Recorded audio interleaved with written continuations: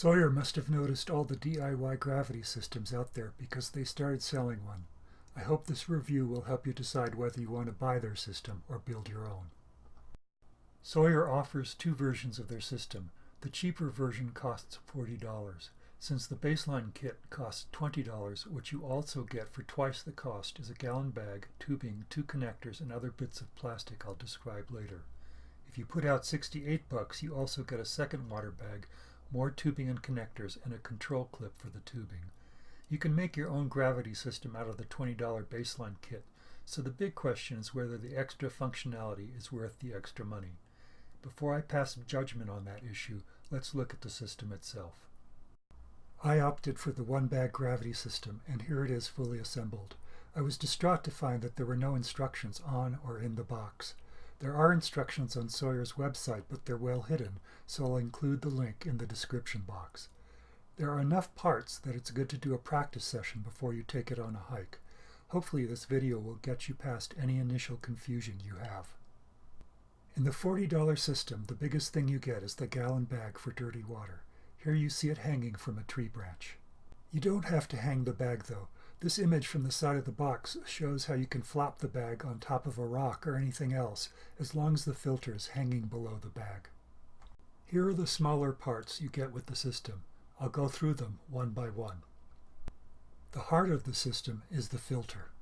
This is what Sawyer calls a cleaning plunger, or what everyone else calls a syringe. You use it to backflush the filter. This is the mystery object in the kit. The box doesn't explain what it's for. The Sawyer website variously calls it a tube protector or hose guide, but doesn't explain what it does. Don't worry, by the end of the video you'll know what everything is for. This is the push-pull cap and clear plastic sanitary cover that goes on the clean end of the filter. This is the cleaning coupling, which gives you a way to backflush the filter if you don't want to use the syringe. Instead, you attach a bottle of clean water to the clean water end of the filter and squeeze the bottle. The coupling also provides a couple of interesting possibilities for collecting clean water, which I'll describe later in this video. This blue coupling is for connecting the tubing to the dirty water bag. The gray coupling above it is for connecting the other end of the tubing to the dirty end of the filter. And of course, the tubing is at the bottom of the picture. And this is how you should set up the kit before leaving for a hike. Slide one end of the tubing onto the gray coupling. Slide the other end of the tube onto the blue coupling. You may never need the mystery object, but if you do, it clips onto the blue coupling. Also, screw the white push-pull cap with its clear sanitary cover onto the clean end of the filter. Back to this picture, which shows the fully assembled system. The blue coupling is now attached to the outlet for the dirty water bag, and the gray coupling is attached to the dirty end of the filter. The push-pull cap is attached to the clean end of the filter, and the clear sanitary cover is removed. The clear cap pops off. The first time I used the push-pull cap, I really had to tug at it, so don't be surprised if you have the same problem. I'll add that you need to make sure that all the connectors are screwed tight. Otherwise, dirty water can leak out and dribble down into your clean water supply. Before I show you the field demo, let's look at the filter that comes with the system versus the regular Sawyer Mini. The Mini that comes with the gravity system has a threaded clean end. The Mini that comes with the $20 kit has a spigot at the clean end, along with an attached cap. This means that you can't use the on-off cap with the regular Mini. However, the dirty end of the regular Mini is threaded, the same as the one in the gravity system, so you can screw in the gray coupling. In other words, you can use your regular Mini filter with the gravity system if for some reason you need to. At the start of the video, you see me filling the dirty bag directly from one of the trickles that pass for a water supply in New Mexico. However, the bag is awkward for that. Also, if you hold the bag by the handle, it only holds about 3 quarts, 24 fluid ounces, or 3.6 liters. To get the bag as full as possible, hold it by the large opening and add the water. When you do that, you can get about 4 quarts, 8 fluid ounces, which is a full 4 liters.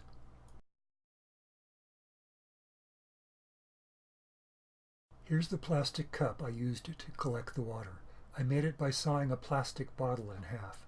The ragged edges don't bother me because it's only for unpurified water and I'll never touch my lips to it. As I describe in a different video, you can also use a plastic zip bag to collect the water. Here's the bag hanging on a piece of ripcord, ready to go. Now it's time to explain what the tube protector / hose guide actually does. Here it is on the blue connector. It's supposed to prevent the tube from kinking at the dirty water bag, which would restrict or stop the flow. When I prepared this video, the tubing didn't try to kink, so I could have left the darn thing at home. In this picture you see the system ready to go with a Nalgene bottle to collect the water. Before we go any further, I'll explain why it's important to put the filter at the bottom of a long tube. There's a reason that in flat country water tanks are up on stilts. The water pressure in your home increases if there's more vertical distance between the water source and your faucet. The same hydrostatic pressure is what forces water through tiny filter pores, and there are two common ways to create that pressure. First, you squeeze the dirty water bag. Second, you let gravity do the work. If the filter is way below the bag, the hydrostatic pressure is greater and your water will filter more quickly. I bring this up because I once saw a DIY system where the filter was attached to the dirty water bag and there was a long tube from the filter down to the clean water bottle.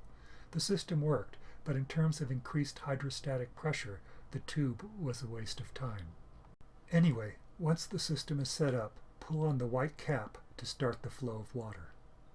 Here you see what happens if the clean end of the filter is higher than the top of a Nalgene bottle. It doesn't take much of a breeze to send the filter swaying back and forth so that a lot of the water falls outside the bottle. The way to fix that is to make sure that the tip of the filter is lower than the bottle. That way, if the filter starts swaying, the bottle catches it. If you look carefully, you can see how quickly the bottle is filling. I got a clean water production rate of 1 quart or 950 milliliters every 80 seconds. That's impressive. To stop the flow of water, push in the white cap, or you can attach some sort of clamp like the hemostat you see here. Or just lift the filter above the dirty water bag. The cleaning coupling provides a couple of options that have nothing to do with cleaning the filter. Here I'm using the coupling to attach a water bottle to the clean end of the filter. There's a trick to this though. You can't tighten the coupling all the way. Otherwise, as water enters the bottle, which is already full of air, the pressure increases and the flow is stopped. Here you see the flow stopping after I tighten the coupling.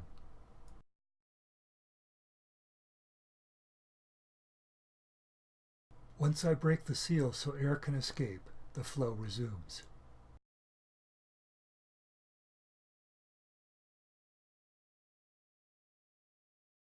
Using the coupling with a Sawyer squeeze bag is better because it expands as the water goes in and there's no back pressure until the bag is full. That means you can tighten the coupling all the way so you don't lose clean water once your container is full. If you filter directly into a bottle or bag, make sure it's sitting on the ground. The only thing holding the tubing in place is friction. As a free-hanging bottle or bag fills, the added weight could cause a connector to pull out of the tubing. If you do use a squeeze bag, be sure to mark it as a clean water bag. Squeeze bags usually function as dirty water bags, and you don't want to confuse the two. I do want to warn you about something. If your Sawyer mini filter ever freezes, you have to throw it away because it may stop filtering bacteria and there's no way to tell. On winter hikes, keep your filter in a pocket where your body heat will keep it warm. So now we get to the big question. Which system is best for you? It depends on what you're doing. If you're backpacking as a group, the $40 gravity system is a fast, effective source of clean water for multiple people. The two-bag system makes sense for car camping where people don't have individual water supplies. But if you're solo hiking or day hiking, the basic system is plenty. If you're not a squeezer, you can always try a gravity hack for the $20 kit. After all that, here's my new gravity system for solo hiking or a small group. The bag is a Sawyer 32-ounce bag rigged with mason's twine for hanging. To see where to put the holes, check out the video from my original DIY gravity system. The tubing and couplings are from the gallon gravity system, but you can buy the coupling separately for $6, and tubing is widely available. The mini is from the baseline kit. What you see here fits in a quart zip bag and weighs 4 ounces or 113 grams. In other words, it's lighter and more compact than Sawyer's pre-packaged gallon gravity system. I'll do a separate video on it someday. Meanwhile, I hope this video helps you to decide whether the Sawyer gallon gravity system is for you.